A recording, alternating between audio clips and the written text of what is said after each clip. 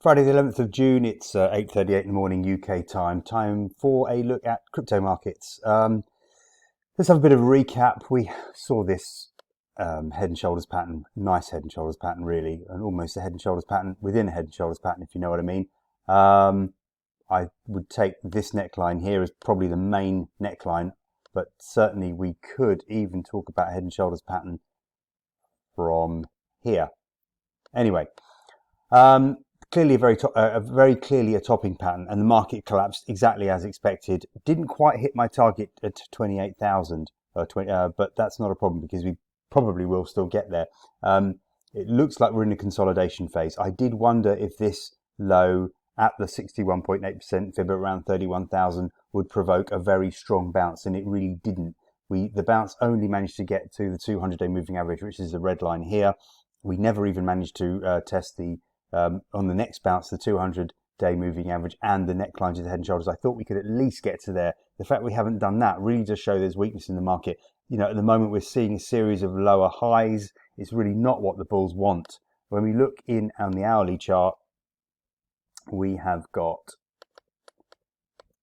there we go, a slightly downward trending market. Fair enough, we're probably more in a consolidation phase than a downtrend, but there's nothing here telling me that we're going to break higher and have a big run. So I'm sorry for the bulls, those die-hard bulls who are holding on to this in the hopes of making millions. Right now, I don't see that happening. We do have strong resistance around 38,000 from two trend lines which are intersecting in what looks likely to be a consolidation phase.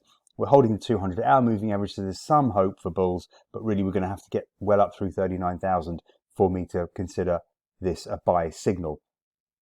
Minor resistance at the 200-hour moving average, which is around 36,000, a break lower. We have very minor resistance at the 100-hour moving average, which is around 35,300. Now we start again below there, and I don't see that there's really anything to hold the market up. And a retest of sort of 31,000, 30,000 looks likely. I had even hoped for the bulls that a double bottom here was bullish, but that never materialized. A triple bottom here possibly, but again, we're sort of failing at the first resistance level. So right now I can't see this as a double or a triple bottom buy signal at all. I can only see it as a consolidation. We have to get well up through 39,000 for me to consider this more bullish. But even then, we run into strong resistance just above 42,000, and I think that is going to be a strong resistance level for Bitcoin. On the downside, it's pretty obvious that we've got good support around 31,000. I'm going to call it 31,000 down to 30,000. 30,000 is a big psychological number anyway, and it was the previous low.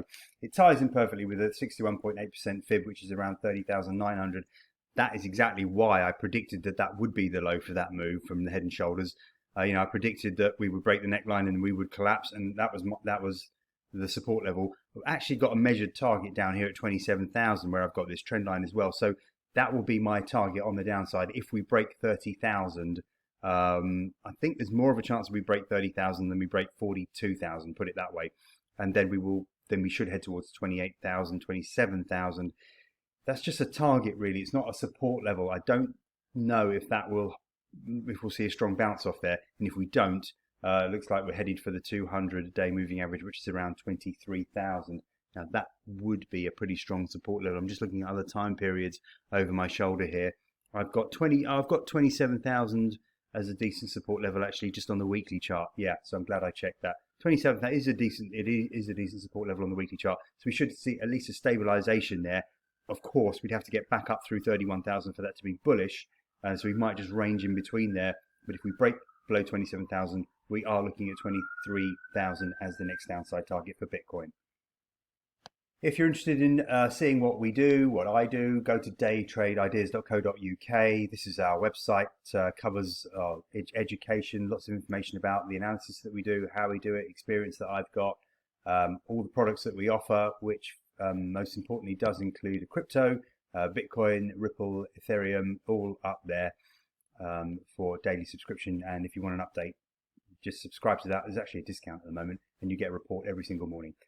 And please do email me with any questions. We've got a contact us page, so you can call me, you can email me. I'll be there to help you with whatever you need.